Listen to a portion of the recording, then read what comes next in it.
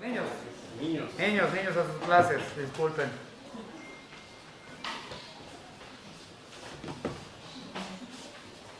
Siempre se nos olvidan los niños. Todos. Hermanos, vamos a dar continuación. Bueno, les explico rápidamente. En la mañana ya venía yo un poquito tarde, poquito nomás como diario, y ya nuestro pastor dio lo que correspondía a la prédica de esta mañana. Entonces, digamos que intercambiamos, pero vamos a dar continuación con el estudio que hemos venido llevando de Primera de Pedro 4. Vámonos a la palabra del Señor, Primera de Pedro 4, y como recordatorio, Primera de Pedro 4, la palabra del Señor nos dice desde el versículo... Desde el versículo 7, voy a darle lectura porque estudiamos en la sesión anterior el versículo 7, 8 y 9, dice: mas el fin de todas las cosas se acerca, sed pues sobrios y velad en oración, y ante todo, tened entre vosotros ferviente amor, porque el amor cubrirá multitud de pecados, hospedaos los unos a los otros sin murmuraciones. Entonces estudiamos que el fin de los tiempos se acerca. Estudiamos en la sesión anterior que desde hace ya siglos estamos en los tiempos postreros. Los tiempos postreros son los tiempos después de nuestro Señor Jesucristo. Y cada vez nos acercamos más a los tiempos finales.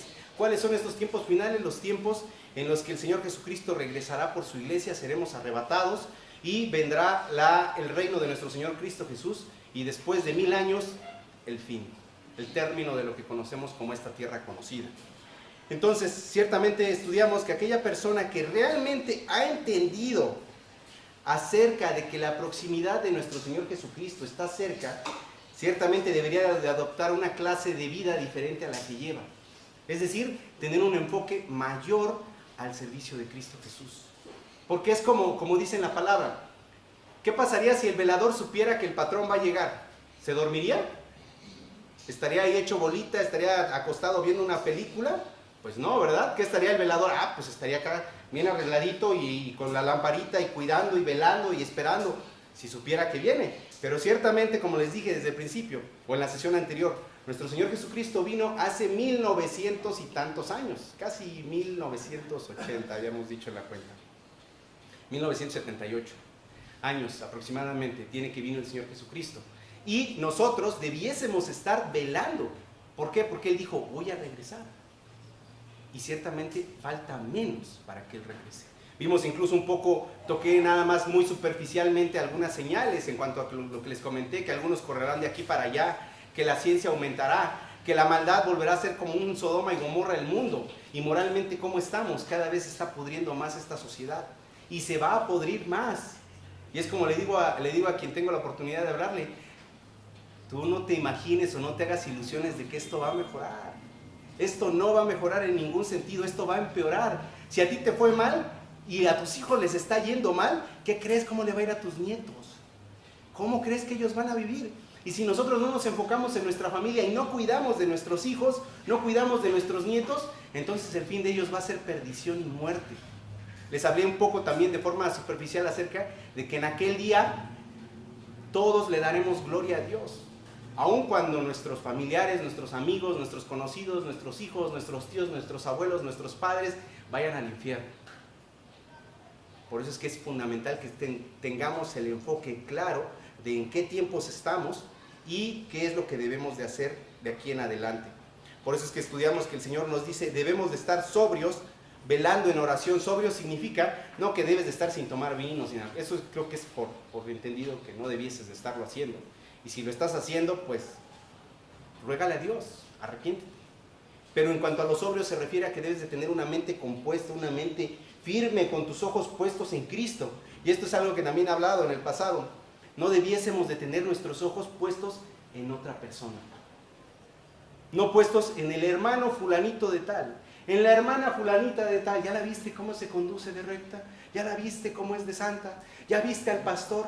¿Ya viste a su esposa? Yo quiero ser algún día como el pastor. Yo quiero ser algún día como la hermana. No. Los ojos puestos en Cristo. En Cristo. Porque todos los demás hombres somos hombres y somos falibles. Fallamos. Todos los demás hombres somos pecadores. Lamentablemente, por cuanto muchos tienen los ojos puestos en otros hermanos, Surge el típico de, no, yo no voy a la congregación porque hay puro hipócrita. Yo no voy a la congregación porque dicen que son buena gente y velos cómo andan. No, pura bola de hipócritas, yo no quiero ser como ellos. No te confundas, no se confundan. No se trata de ser como los hermanos, se trata de ser como Cristo. Por eso nuestros ojos deben estar puestos en Cristo. Y es lo que estuvimos estudiando. Ahora vamos a dar continuación con precisamente lo que dice Primera de Pedro 4, 10 y 11, que ya le dimos lectura con nuestro pastor. Cada uno según el don que ha recibido, ministrelo a los otros como buenos administradores de la multiforme gracia de Dios. Si alguno habla, hable conforme a las palabras de Dios. Si alguno ministra, ministre conforme al poder que Dios da, para que en todo sea Dios glorificado por Jesucristo, a quien pertenecen la gloria y el imperio por los siglos de los siglos. Amén. Vamos a comenzar con una oración, pues, hermanos, para dar continuación al estudio. Padre Santo, le damos gracias, Señor Dios, porque nos da la oportunidad de estar aquí juntos como hermanos, gozándonos, Señor, en su presencia, Padre eterno, pudiendo unificar nuestras oraciones ante usted, Señor, pudiendo unificar nuestras alabanzas, Señor, nuestros ruegos a usted, nuestras acciones de gracia, Señor. Gracias, Padre eterno, porque nos da la dicha de poder estar aquí juntos como hermanos. Quiera, por favor, guiarnos para que tanto lo que estudiamos hace un ratito con nuestro pastor Jerry, como lo que pudiésemos llegar a estudiar hoy, Señor, quede grabado en nuestros corazones y presente en nuestras mentes, Señor. Por favor, Padre, guíeme para que hable únicamente su palabra, Señor, no mis ideas, no mis pensamientos, no lo que yo creo, Señor, porque eso es pensamiento de hombre, Padre eterno, pero sí, Señor, su palabra bendita, la cual nos transforma, la cual nos fortalece, la cual nos anima y nos exhorta. Le ruego, pues, quiera usted que así sea y guiarnos en su santo y bendito camino conforme a su voluntad. En el nombre de su unigénito Hijo, mi Señor y Salvador, Cristo Jesús, le doy gracias. Amén. Bueno, entonces vamos a comenzar. Hermano, cuando leímos esta porción de la palabra, nos habla acerca de los dones. Nos dice que nosotros debiésemos de estar utilizando ya nuestros dones conforme a lo que Dios nos ha indicado, nos ha dado. Y ciertamente esta enseñanza va a ser de dones, pero creo que esta vez va a ser un poco diferente. ¿Por qué? Porque en el pasado hemos hablado acerca de los dones, y regularmente cuando hablamos de los dones es un decirle, hermano, anímese, échele ganas, póngase a usar sus dones, va a recibir una corona celestial, va a recibir un premio, lo va a dar a Cristo Jesús. ¿Es esto verdad? Sí, sí es verdad.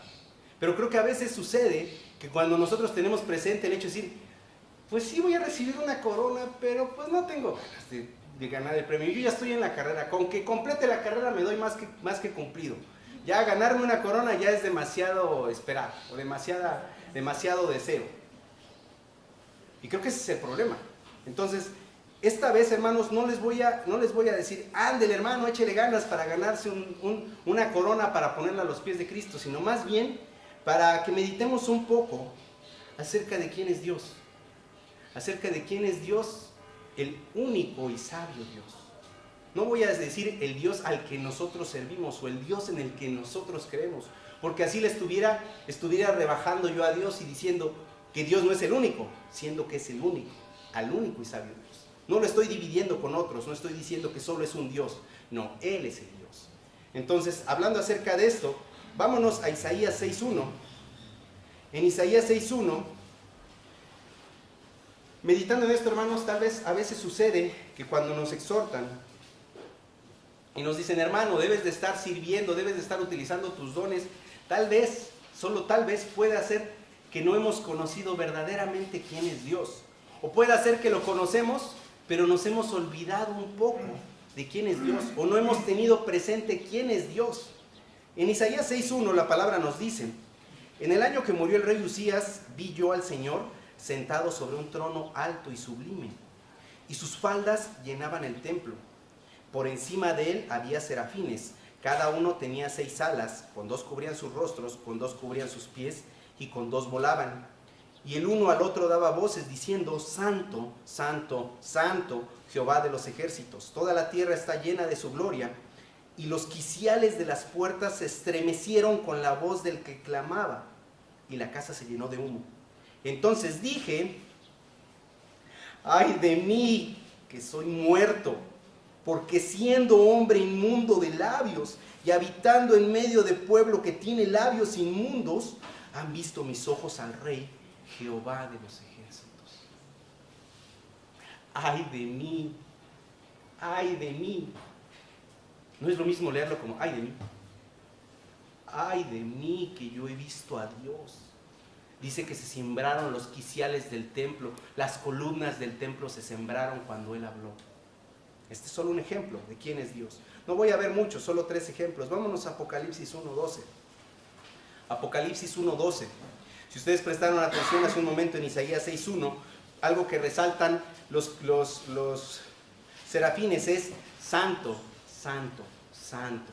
Él está apartado, apartado, apartado de todo y de todos. Y en Apocalipsis 1:12 es una visión, es la visión que tuvo Juan. Si prestamos atención, Isaías tuvo una visión de Dios en el trono. Juan va a tener una visión de quién es Cristo Jesús. Ahora, tengamos presente esto. No es en este momento en el que Juan lo ve el ángel de Jehová. No, no es el ángel de Jehová. Ahora es Cristo Jesús. Cristo Jesús el crucificado. Cristo Jesús el sepultado. Cristo Jesús el resucitado. Cristo Jesús el que está en los cielos. Cristo Jesús el que nosotros vamos a ver. Fíjense, dice la palabra. Y me volví para ver la voz que hablaba conmigo, y vuelto, vi 7 candeleros de oro, y en medio de los 7 candeleros a uno semejante al Hijo de Hombre, vestido de una ropa que llegaba hasta los pies, y ceñido por el pecho con un cinto de oro. Su cabeza y sus cabellos eran blancos, como blanca lana, como nieve. Sus ojos, como llama de fuego, y sus pies semejantes al bronce bruñido, refulgente como en un horno, y su voz como estruendo de muchas aguas. Tenía en su diestra 7 estrellas, de su boca salía una espada aguda de 2 filos, y su rostro era como el sol cuando resplandece en su fuerza. Cuando le vi, caí como muerto a sus pies.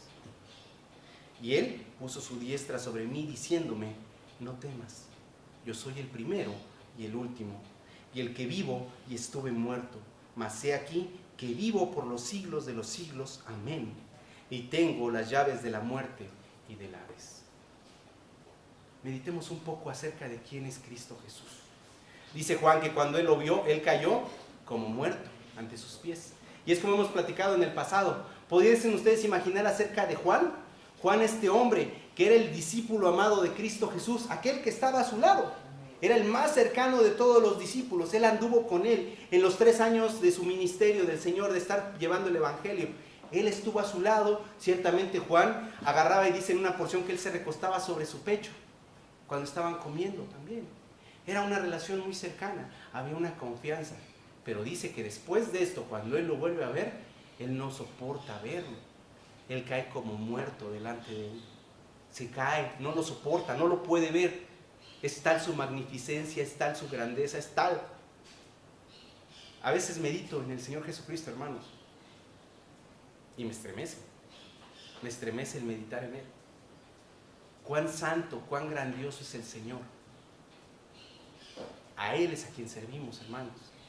No olvidemos cuál es el propósito de que el Señor nos salvó. Recuerden, ¿cuál es la voluntad de Dios en nuestras vidas?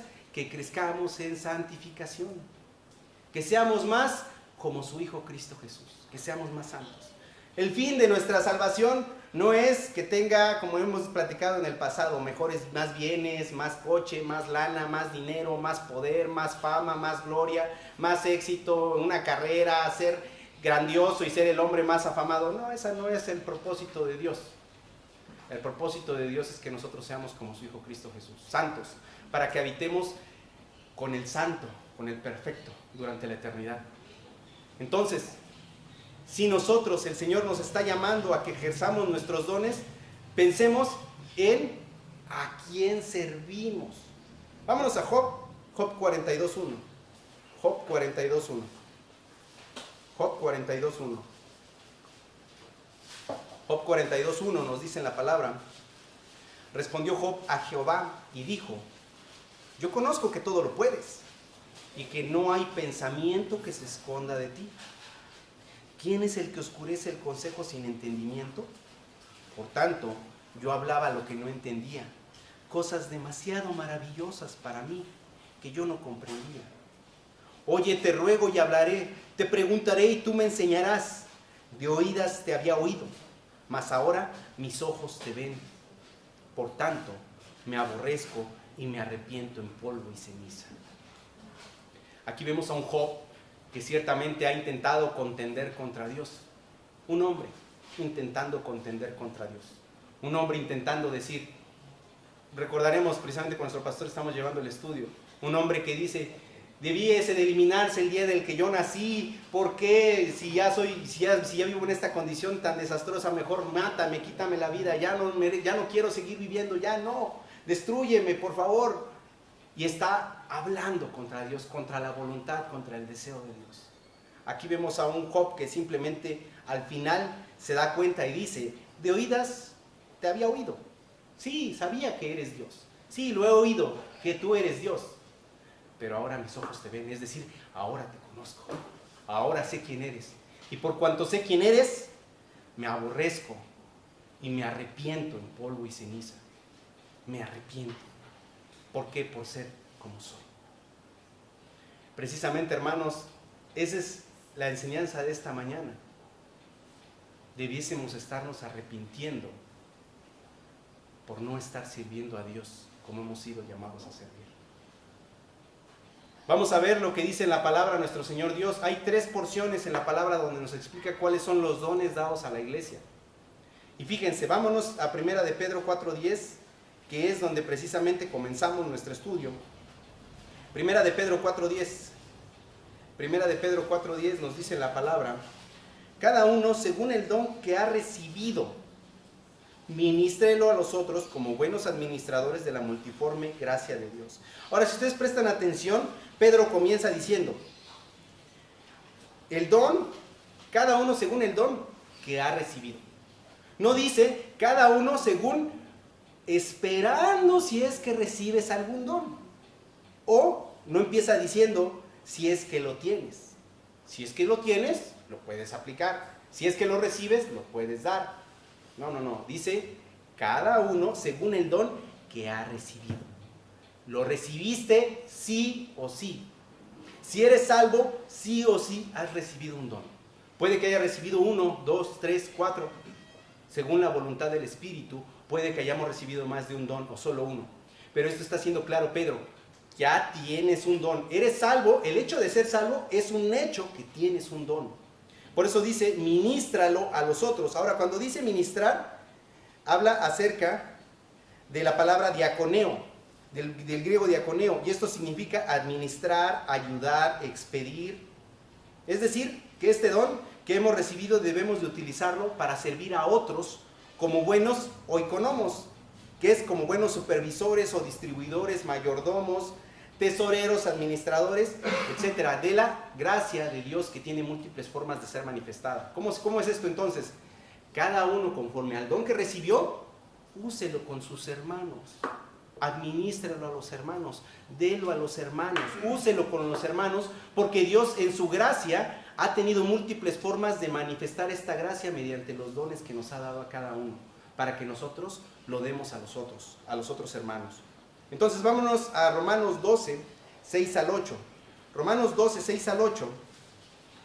Romanos 12, 6 al 8. Romanos 12, 6 al 8 dice en la palabra del Señor. Aquí comenzamos con las 3 porciones, hermanos, que nos habla acerca de los dones que hemos recibido. De manera que, teniendo diferentes dones, según la gracia que nos es dada, si el de profecía, úsese conforme a la medida de la fe, o si de servicio en servir, el que enseña en la enseñanza, el que exhorta en la exhortación, el que reparte con liberalidad, el que preside con solicitud, el que hace misericordia con alegría. Primero nos menciona el don de profecía. Entonces, el don de profecía, en la raíz de esta palabra significa hablar o declarar la voluntad divina para interpretar los propósitos de Dios o para hacer saber de cualquier manera la verdad de Dios que está designada para influir en la gente. Ahora, este don, el don de profecía, era un don que fue dado a la iglesia primitiva, fue un don que fue dado a los santos del Antiguo Testamento para que hablaran acerca de lo que estaba por venir. Ellos tenían que hablar de lo que estaba por venir y escribirlo. Es razón por la cual tenemos a los profetas Isaías, Jeremías, etc. Tenemos a los profetas que fueron recibiendo la palabra de Dios y ellos la fueron registrando. En ninguna circunstancia nosotros podemos asociar esto con adivinaciones. Si nosotros vemos Hechos 16 del 16 al 18, Hechos 16, del 16 al 18,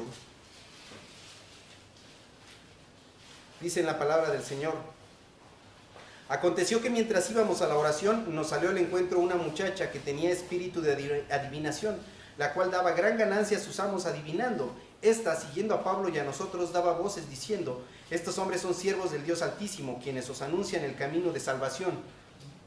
Y esto lo hacía por muchos días, mas desagradando a Pablo, este se volvió y dijo al espíritu: te mando en el nombre de Jesucristo que salgas de ella. Y salió en aquella misma hora. Aquí nos está dando el ejemplo de una mujer que era profetisa, que era adivina y adivinaba cosas del futuro, pero no tiene ninguna relación esto con las profecías de Dios, con las revelaciones por medio del Espíritu Santo, porque son revelaciones por medio de espíritus inmundos, que nada son, nada valen. Entonces, si de pronto nosotros decimos: pues quiero ir a visitar a una vidente, a una profetisa, para que me declare si me va a ir bien en la chamba, que si voy a tener 5 hijos, que si me va a ir bien en el amor, que si... Estás yendo en contra de la voluntad de Dios. Estás consultando espíritus inmundos, espíritus demoníacos. La profecía nada tiene que ver con la adivinación, incluso está condenada. Esta profecía ya no es más. El don de profecía ya cesó, ya no existe. Y vamos a ver en un poquito más adelante por qué razón. El otro don que habla es acerca del servicio. Hermanos, voy a enlistarles los dones con el propósito de que cada uno de ustedes ponga atención de lo que significa cada don, para que ustedes puedan decir: yo creo que yo tengo ese. Eso me suena muy similar a lo que yo he percibido en mi persona. Eso me suena muy similar a la voluntad que yo siento en hacer. Eso me suena muy similar a las aptitudes que yo tengo, al desarrollo. Recordarán que era lo que platicábamos en el pasado, en las sesiones anteriores. Dios nos ha capacitado para ya no ser como los hombres que están sin Cristo.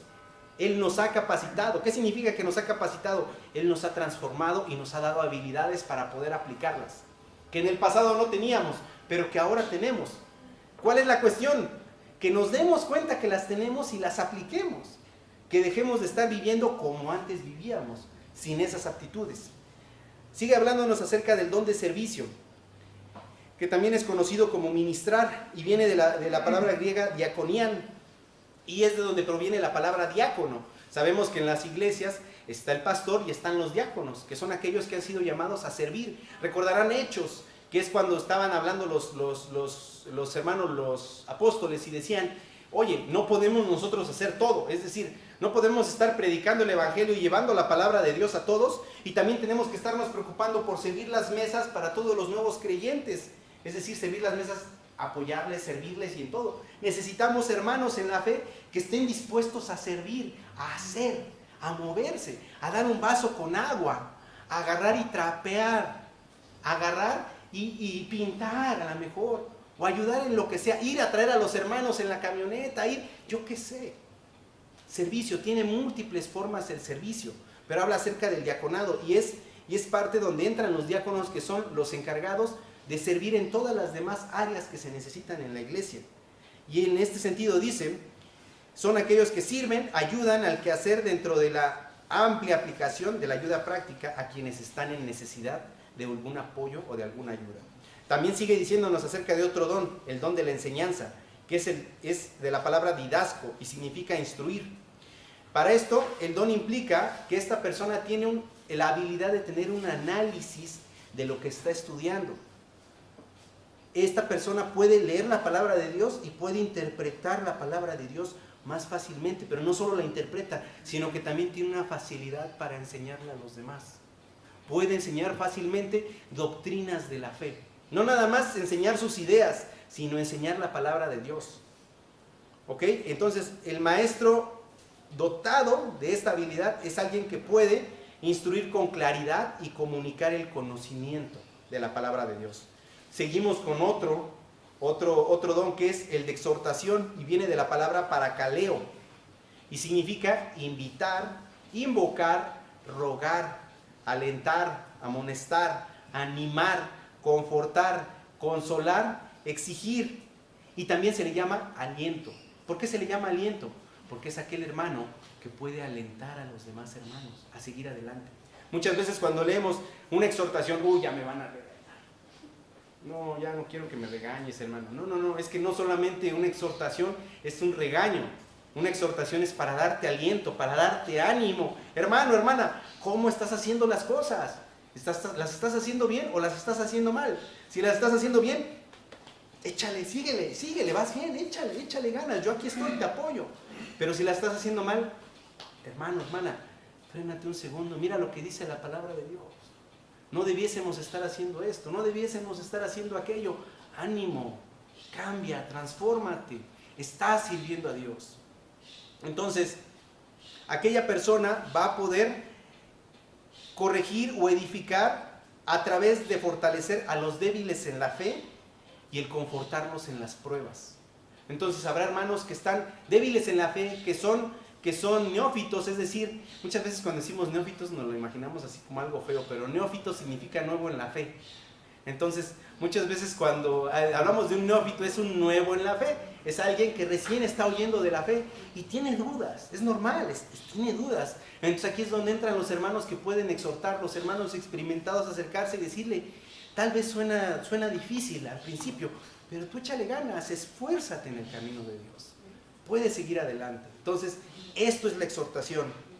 Sigue diciéndonos en la palabra el don de repartir, viene del griego metadidomi, que significa entregar, compartir, comunicar, dar, repartir, ser dadivoso. Entonces, este hermano es aquel que gustosamente comparte lo que tiene con los demás.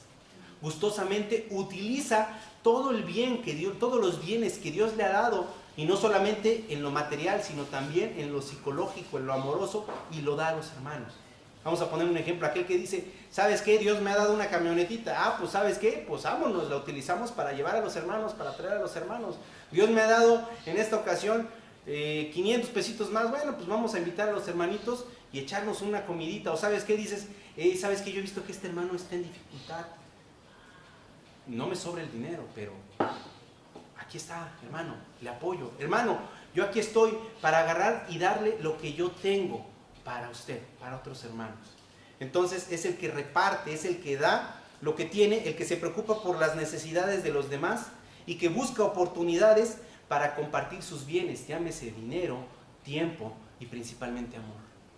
Amor a los demás, cuando surge la necesidad. Sigue el otro que es preside.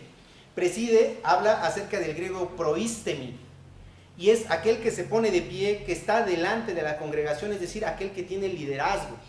¿Quién es este? Regularmente puede ser el pastor, que es quien está guiando a la congregación en un sentido. Y ahora, hermanos, esto es importante que lo mencionen. Muchas veces pensamos que un pastor, por el hecho de ser pastor, va a ser siempre el líder correcto o el líder recto. Pero hermanos, yo he conocido congregaciones que tienen pastores y su andar es plano. No hay crecimiento en la congregación, no hay cambio, no hay edificación, no hay enseñanza, no hay nada, hay muerte. Y los controlan únicamente por cosas carnales. No voy a enaltecer a nuestro pastor, pero gloria a Dios por nuestro pastor, porque Él nos enseña la palabra de Dios, que es el objetivo de estar creciendo en el camino de Dios. Ayer lo comparaba con los jóvenes y estaba hablando con los jóvenes en la reunión que tuvimos con ellos. Preocúpense cuando su camino sea plano.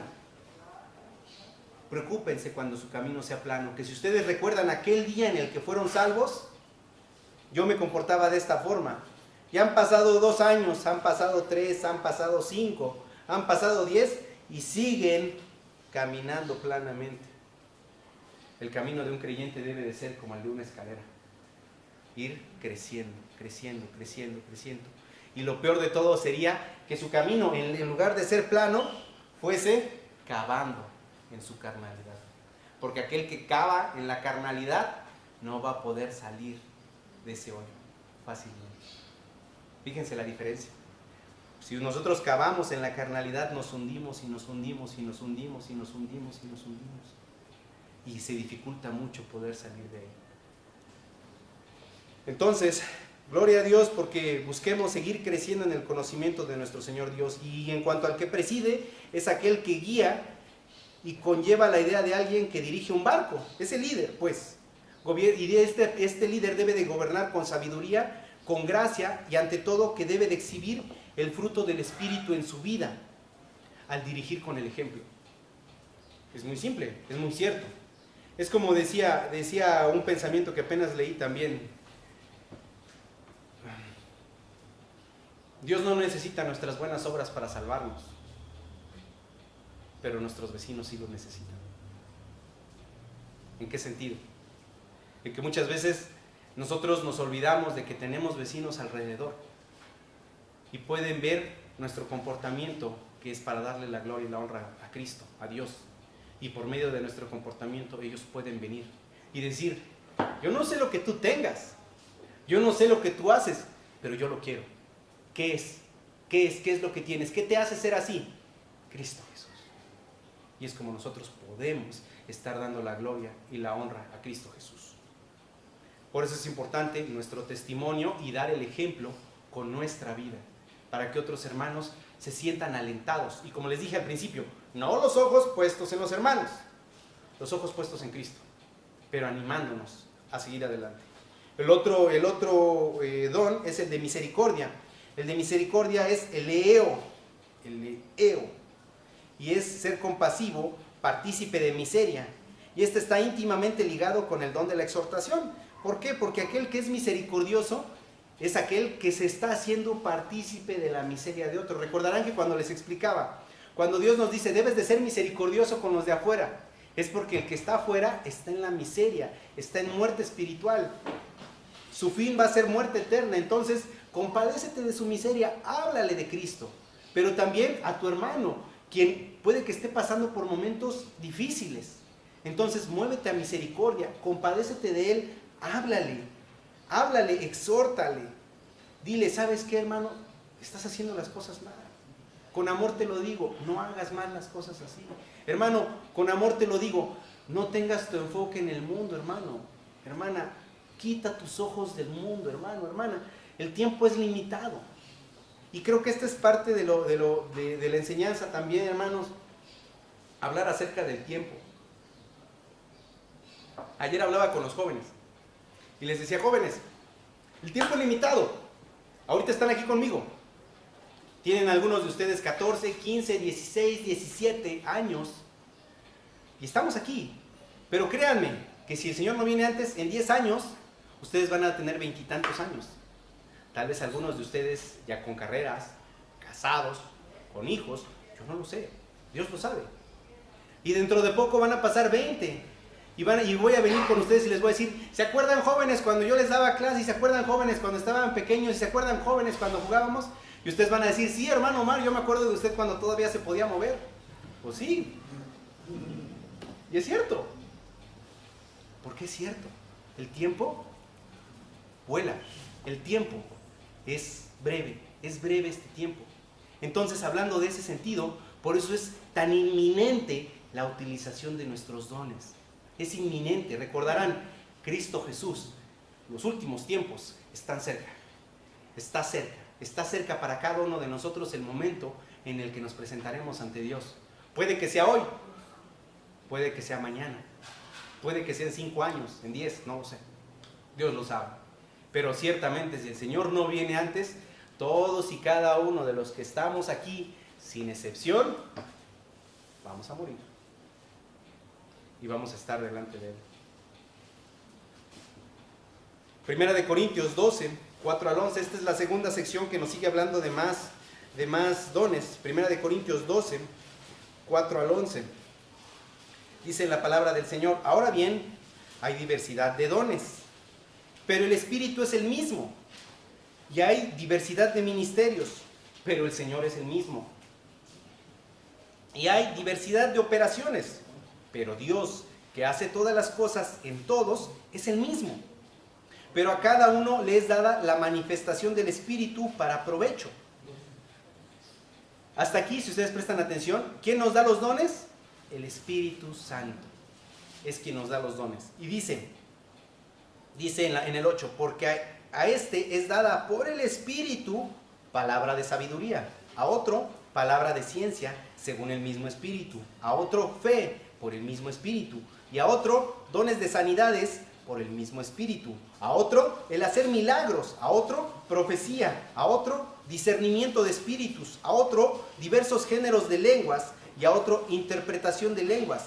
Pero todas estas cosas las hace uno y el mismo Espíritu, repartiendo a cada uno en particular como Él quiere. Y fíjense, esa última porción de la palabra dice, como Él quiere.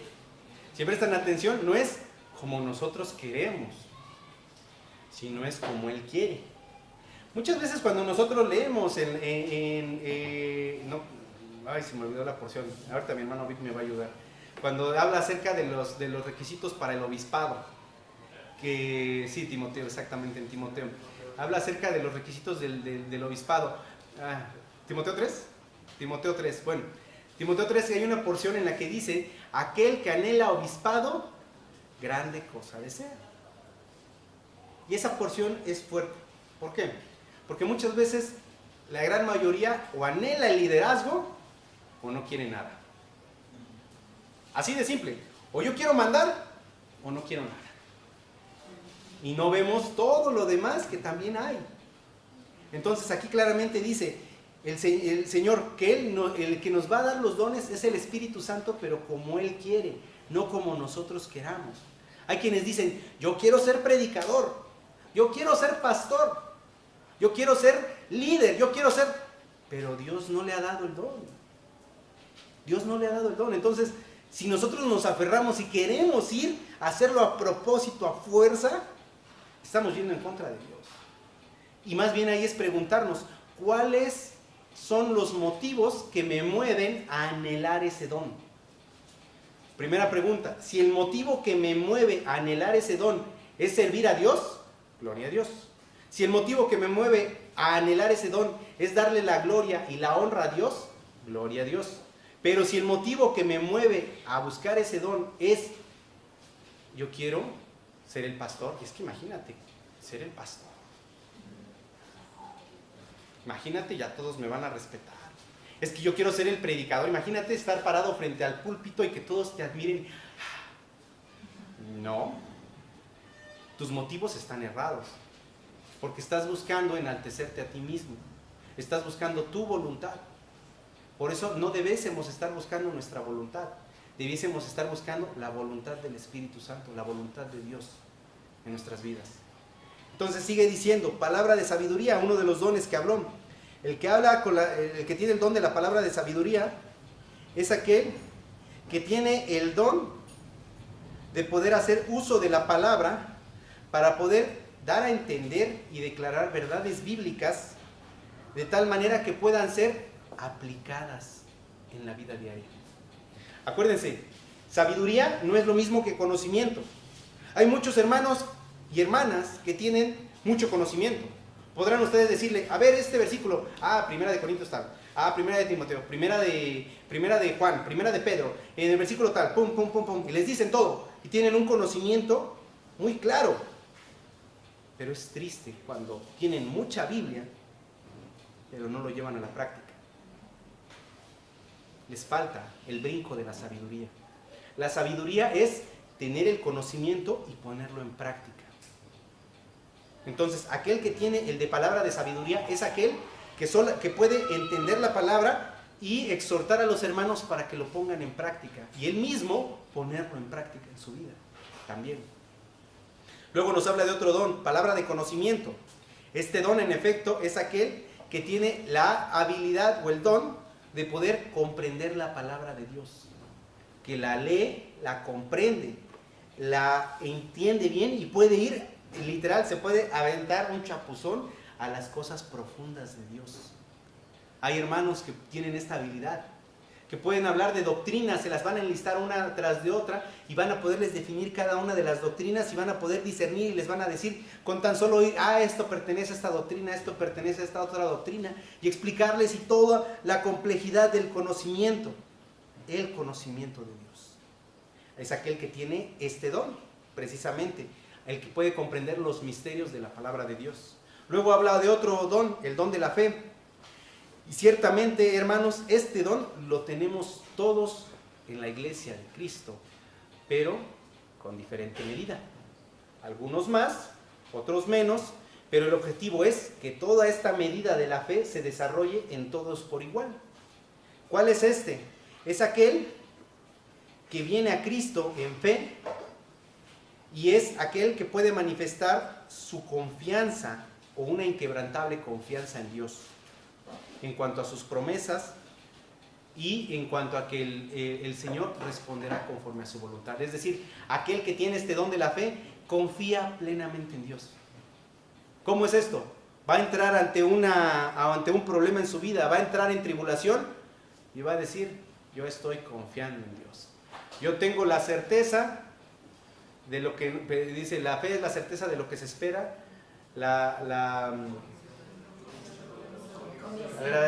Convicción de lo que no se ve.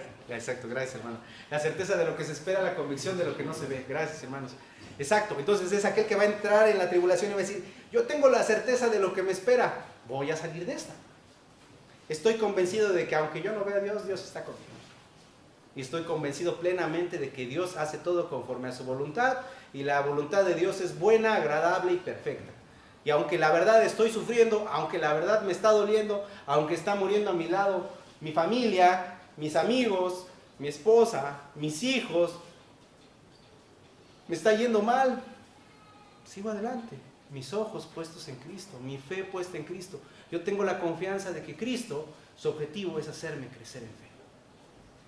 Algunos entraremos titubeantes, pero el objetivo de esta tribulación es ir creciendo en fe, en confianza en Cristo, en confianza en Dios. Sigue con otro don, el don de sanidad. Y aunque, hermanos, aunque Dios sana aún en la actualidad, lo cierto es que la habilidad de los hermanos para poder sanar a otros hermanos fue una habilidad que perteneció únicamente a los apóstoles de la iglesia primitiva, de la iglesia del primer siglo. ¿Cuál era el objetivo? Dar a conocer el evangelio, dar a conocer el poder de Dios, que Dios puede sanar mediante ellos. Incluso nosotros oímos algo que también es digno de destacar.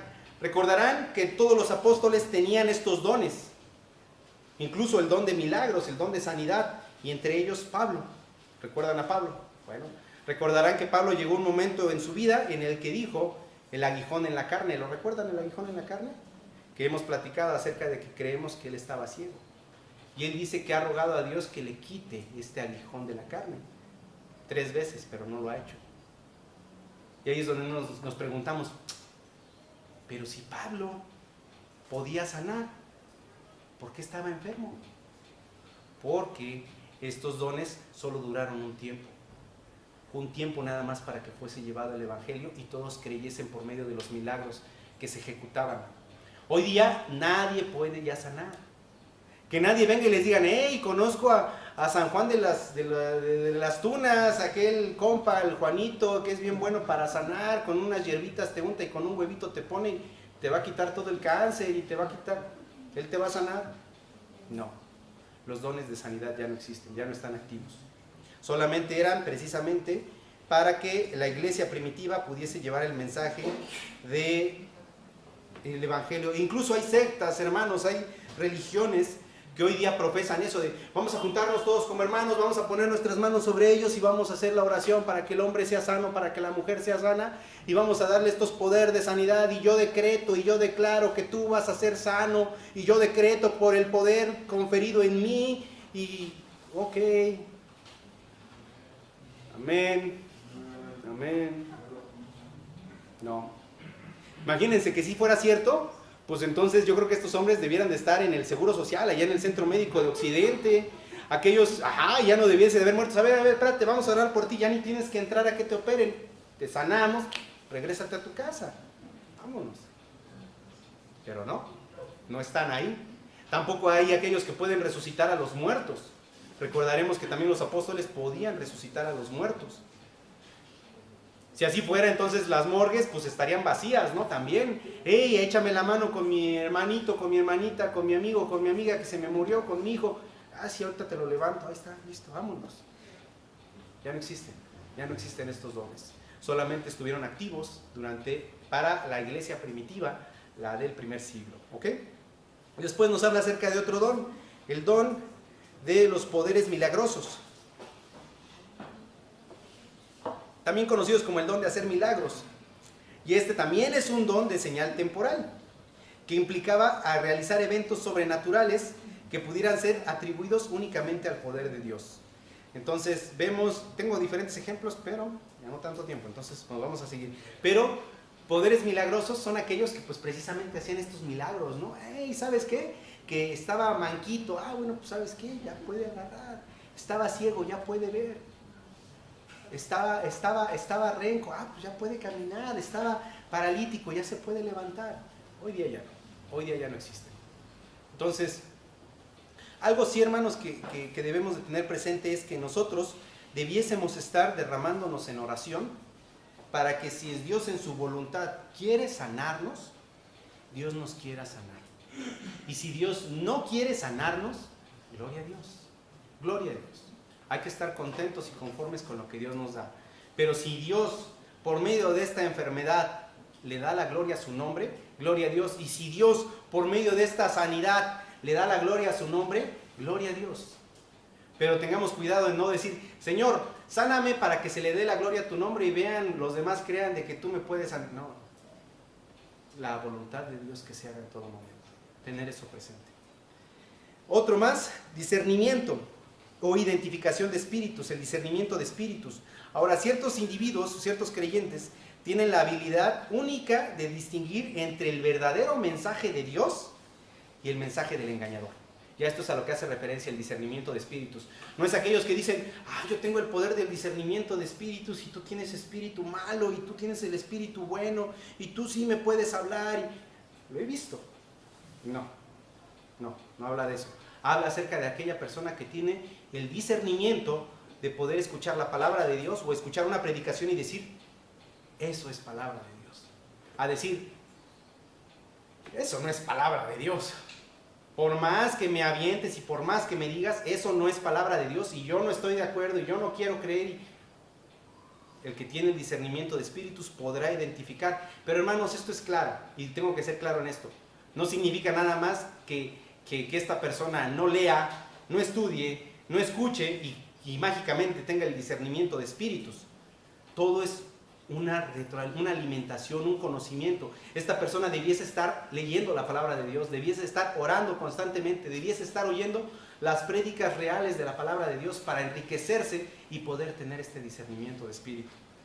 Bueno, y este don de discernimiento es algo que también leí que dice que es dado a toda la iglesia verdadera.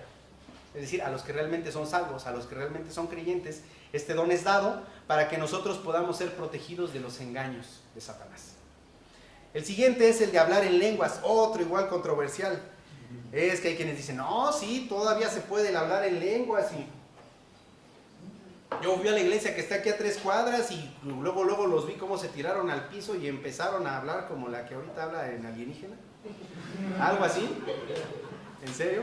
Pero no, sí, habla en lenguas y wow, no, pues trae el poder del Espíritu con todo. Y dijeron que tú también, que si tú, ya me acercaron y ¿qué onda? ¿Tú todavía no has hablado en lenguas? No, todavía no. Te falta oración, te falta entrega, tienes que entregarte más para hablar en lenguas. No, igual. El hablar en lenguas fue dado en la iglesia primitiva, pero no nada más eran lenguas ahí así como esta señora, ¿no? ¿Quién sabe quién le entienda? No, era debido a los idiomas múltiples que existían, a los múltiples idiomas. Recordaremos que cuando vino nuestro Señor Jesucristo, el idioma que dominaba era el griego. Dominaba el griego en las tierras. Ellos como israelitas traían el hebreo, incluso el arameo. Pero aquel que podía hablar en lenguas, podía hablar en lenguas de nación, de otras naciones, en las cuales él al hablar, el único objetivo de hablar, no era como decir, sí, ya viste que fulanita trae una bolsa rosa y él trae un pantalón bien roto. No. El objetivo de hablar en lenguas era proclamar el evangelio, hablar de Cristo Jesús. Ese era el propósito de las lenguas, no nomás hablar por hablar. Era, voy a hablar la lengua para que tú que no entiendes el griego, tú que no entiendes el arameo, tú que no entiendes el hebreo, entiendas el mensaje de salvación, el mensaje de arrepentimiento, el mensaje que habla acerca del evangelio de Cristo. Ese era el propósito del hablar en lenguas. No como ahora, como les digo, que estas personas pues que se tiran y bailan y se retuercen y dizque hablan en lenguas. Este don ya cesó el don de hablar en lenguas. Hay quienes dicen, pues probablemente es dado a aquellos que hablan más de un idioma. ¿Pudiésemos interpretarlo? Probablemente, sí. Es decir, ¿sabes qué? El hermano habla inglés, el hermano habla italiano, el hermano habla francés. Pero Dios se lo dio con un propósito: predicar el evangelio de Dios a otros. Y eventualmente Dios le pondrá a esa persona que habla en este idioma para que él le predique. Y sigue con el otro don, que es el de interpretación de lenguas. Y una vez más viene aquí, el don de hablar en lenguas y el de interpretar de lenguas van conectados, porque uno hablaba en lenguas, el otro la interpretaba y la traducía, probablemente. ¿Sabes qué es que le está hablando a estos hermanos en estas lenguas? Yo te la traduzco, está diciendo esto, está diciendo aquello. Básicamente es interpretar y traducir o hablar en lenguas. En nueva cuenta son dones que estaban en la iglesia primitiva. ¿Ok? Bueno, entonces vamos a ver el versículo que nos muestra por qué es que estos dones terminarían. Vámonos a 1 Corintios 13, 8 al 10. Ya estamos cerca. 1 Corintios 13, 8 al 10. 1 Corintios 13, 8 al 10 nos dice en la palabra del Señor: el amor nunca deja de ser, pero las profecías se acabarán. Cuando dice se acabarán, proviene del griego katargeo y significa serán hechas inefectivas. Las profecías serán hechas inefectivas y cesarán las lenguas y la ciencia acabará. Cuando dice la ciencia se refiere al conocimiento. Dice, porque en parte conocemos y en parte profetizamos. 10. Mas cuando venga lo perfecto, entonces lo que es en parte se acabará. ¿Qué es lo perfecto? Cuando aquí nos habla de lo perfecto, ya lo hemos platicado en el pasado, es la santa, bendita y preciosa palabra de Dios. Ya. A esto no se le pueden agregar un libro más, no se le puede quitar un libro más. Son 66 libros los que nosotros tenemos. Y cuando digo nosotros me refiero a quienes hemos creído en Cristo Jesús y no estamos aceptando libros apócrifos. Ahora, cuando decimos libros apócrifos no significa que sean libros falsos, sino que en la palabra apócrifo, allá cuando se hicieron los concilios de Nicea, de Cartago y de etcétera, etcétera, muchos concilios que se hicieron. ¿Por qué se hicieron concilios? Bueno, voy a ir rápidamente a esto. En el pasado la palabra de Dios eran rollos que se manejaban para poder estudiar la palabra de Dios independiente. Pero conforme se fue revelando la palabra de Dios y los apóstoles fueron escribiendo la palabra de Dios, todo esto eran papiros sueltos. Llegó un momento en la necesidad cuando empezó a crecer el gnosticismo, en el cual se empezó a hacer demandante el hecho de poder definir cuáles eran los libros que cumplían con las características de revelación divina. ¿Ok? Entonces, ¿para qué? Porque el gnosticismo estaba incluso alegando de que Cristo Jesús no era Dios y estaba metiendo otras ideas y estaba metiendo muchas cosas y ya de pronto veían que cualquier hijo de vecina agarraba y con que supiera escribir se ponía a escribir sus propias revelaciones y queriendo sacar libros. Entonces fue cuando se comenzaron a dar estos concilios, estas reuniones en las que una comunidad de hermanos empezaron a decir: este libro cumple con los estándares canónicos, es decir, que sí se muestra la autoridad o la revelación de parte de Dios, la autoría de Dios. Es decir, Dios lo reveló. Y recordarán lo que les dije en el pasado. A mí en el pasado, hermanos, me encantaba leer mucho, otros libros. Hoy día ya no lo hago, les soy sincero, ya no leo otros libros. Antes me gustaba mucho leer escritores de poesía, Márquez, novelas, me encantaba. Pero algo aprendí de eso. Que por ejemplo, si yo leía un libro de García Márquez, yo decía, ajá, es Márquez. Podían agarrar otro libro de Márquez, le quitaban todo lo que dijera Márquez y me lo daban, y yo les decía, este es Márquez. O este es este otro autor, o este es este otro autor. ¿Por qué? Porque cada autor tiene su forma de escritura. Cada autor tiene su forma de expresión.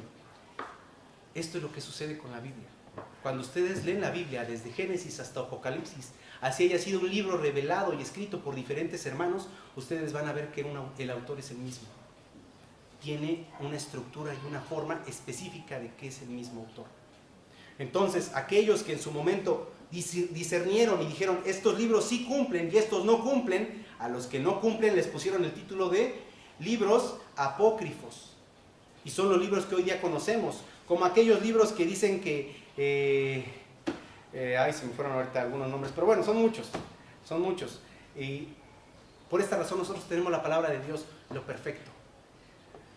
Todas las profecías, todos los dones de lenguas, los milagros eran para el principio, para la iglesia primitiva, para que fuese escrito todo esto hasta que lo perfecto fuese revelado. Y una vez que la perfecta revelación fue dada, ya no es necesario agregar más. Por eso cesaron esos dones. Algunos dones todavía siguen, pero estos que les enlisté que no, ya no están por esta razón. ¿Ok? Y bueno, me faltó un último don, que es el don de ayudas, que acabamos de leer, bueno, que vamos a leer en 1 Corintios 12, 27 al 30. En 1 Corintios 12, 27 al 30. 1 Corintios 12, 27 al 30 dice el Señor: vosotros pues sois el cuerpo de Cristo, y miembros cada uno en particular, y a unos puso Dios en la iglesia, primeramente apóstoles, luego profetas, lo tercero maestros, luego los que hacen milagros, después los que sanan, los que ayudan, los que administran, los que tienen don de lenguas. Viene una pregunta y dice: ¿son todos apóstoles? ¿Son todos profetas?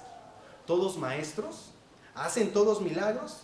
¿Tienen todos dones de sanidad? ¿Hablan todos lenguas? ¿Interpretan todos? La respuesta es no. Por eso es que es como les explico. Debemos de tener muy claro qué don de este tenemos nosotros. Faltó el último, que es el don de ayudar. Y este don está ligado con el don de la misericordia. Y es de aquellos que tienen la habilidad de auxiliar o de prestar a otros ayuda dentro de la iglesia con compasión y amor. ¿Cómo es esto? Pues sí, de nueva cuenta, ustedes van a ver que un hermano tiene una necesidad. Voy a ser muy básico, a lo mejor, ¿no? Una hermana o un hermano mayor de edad que tiene problemas para bajar una escalera o subir una escalera, llega y lo ayuda. Ve una necesidad en un hermano que está así todo cargando un montonal de cosas y a duras penas puede con él. Hermano, yo te ayudo. Yo te echo la mano. Muy básico, puede sonar muy básico, pero en eso está la voluntad de hacer las cosas. No nada más de quedarse así viendo y decir, pues, no, ayudar a otros. Incluso esto va más allá, en cuanto a que esta persona puede ayudar a otros con dudas, temores, batallas espirituales, exhortándole. Puede darle palabras amables y puede tener empatía y compasión hacia ellos. Bueno, entonces, y finalmente vamos a ver 2 de Pedro 4:11. 2 de Pedro 4:11. Primera de Pedro 4:11. Primera de Pedro 4:11, que es del texto principal que venimos estudiando. Si alguno habla, hable conforme a las palabras de Dios. Si alguno ministra, ministre conforme al poder que Dios da, para que en todo sea Dios glorificado por Jesucristo, a quien pertenecen la gloria y el imperio por los siglos de los siglos. Amén. Y este versículo, hermanos, es para aquellos quienes tienen el privilegio de predicar la palabra de Dios. Y es muy claro, aquí dice, si tienes el privilegio de predicar la palabra de Dios, debes de estarlo haciendo conforme a la voluntad de Dios. No agregando tus ideas, no agregando tus opiniones, no agregando lo que tú crees. Saben, yo recuerdo mi suegro tuvo la fortuna, gracias a Dios, de estudiar en el instituto hace años. Y él comenta que él recuerda en una ocasión cuando nuestro hermano, el pastor Jerry Shaw, estaba en Los Pocitos. Y mi hermano Armando me cuenta una historia en la cual era un conocido de él que se le dio la oportunidad de enseñar en el púlpito. Y él se subió al púlpito. Y para esto, hermanos, aquellos que conocieron a nuestro hermano Shaw saben claramente que nuestro hermano Shaw era muy determinante cuando se hablaba de la palabra de Dios. Entonces, cuenta mi hermano Armando que este hombre se subió y empezó a predicar. Y de pronto, pues que ya estaba hablando de su persona. Y empezó a hablar acerca de su chiva Winnie. Y dice, pues es que así como cuando yo cuidaba a mi chiva Winnie, que yo le daba velotes, y a mi chiva Winnie, que de pronto que se hacía popó aquí, yo iba y le limpiaba, y a mi chiva Winnie, que no. El hermano Jerry, así me cuenta mi hermano que tenía esta forma de decir, ¿qué está diciendo? ¿Qué está diciendo? Bájate. Bájate. No me importa, bájate. ¿Por qué? Porque el púlpito es de un gran valor. El púlpito tiene un gran valor.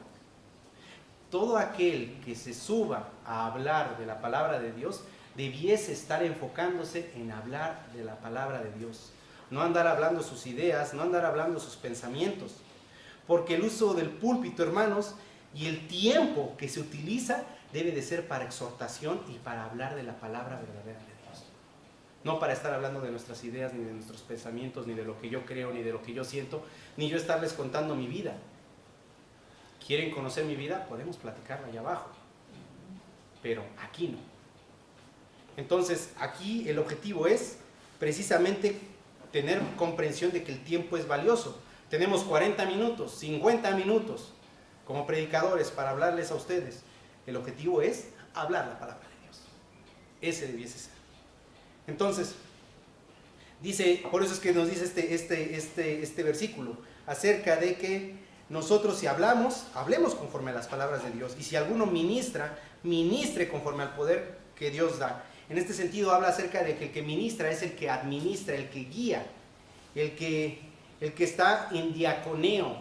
¿Recuerdan esa palabra, diaconeo? El diácono. Si alguno está diaconando, si alguno está administrando, administrelo conforme al poder que Dios da. Es decir, Dios nos ha dado un poder a aquellos que pueden administrar, a los hermanos, no para que te aproveches de ese poder.